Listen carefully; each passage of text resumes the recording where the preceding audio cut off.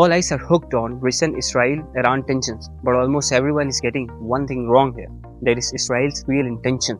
Although Netanyahu publicly ये कह चुके हैं कि इन अटैक्स का मकसद ईरान के न्यूक्लियर प्रोग्राम को निशाना बनाना है ताकि ईरान कभी भी फ्यूचर में न्यूक्लियर पावर ना बन सके. But can Israel really destroy Iran's nuclear sites?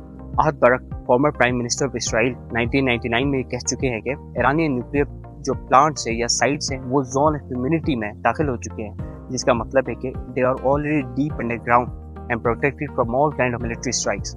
Even American B-2 bombers cannot destroy it in a single flight.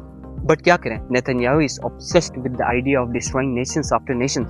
यही नेतन्याहू 1996 में अमेरिका के कांग्रेस को एक ज्वाइंट मीटिंग को एड्रेस करते हुए कहते हैं कि ईरान न्यूक्लियर प्रोग्राम बनाने के बहुत करीब है, and he said the deadline for attaining this goal is getting closer and closer. Similarly 2006 में नेतन्याहू एक और स्टेटमेंट देते हैं. वो बताते हैं कि it's 1938 and Iran is Germany and it's racing to arm itself with atomic bomb. Well, no explanation needed. Even West has started to acknowledge the fact that killing babies is the trademark of Netanyahu and Israel. 28 years later, तकरीबन 100 मरतबा या सैकड़ों मरतबा false alarms बजाने के बाद finally Netanyahu seems to have rallied America to his cause.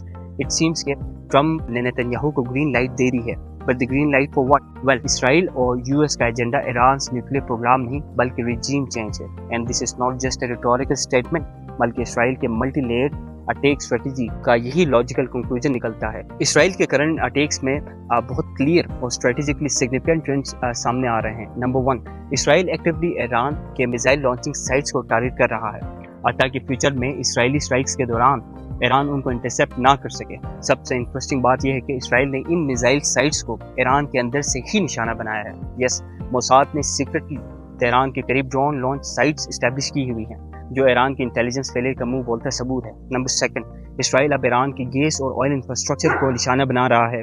ये economic warfare का क्लियर सिग्नल है. ईरान की एक्सपोर्ट्स का 82% ऑयल एंड गैस पर मबनी है और इन अटैक्स का असर अगले आने वाले कुछ हफ्तों में ईरानियन इकोनॉमी पर नजर आने लगेगा.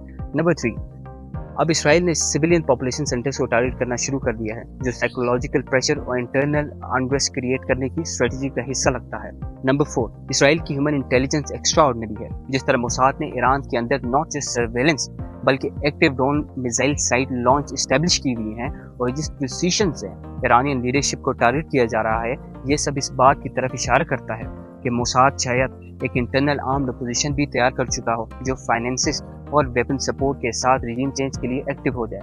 इन तमाम पॉलिसीज का मकसद ईरानियन पॉपुलेशन में अनरेस्ट पैदा करना है और रिजीम चेंज के लिए राह हमवार करना है.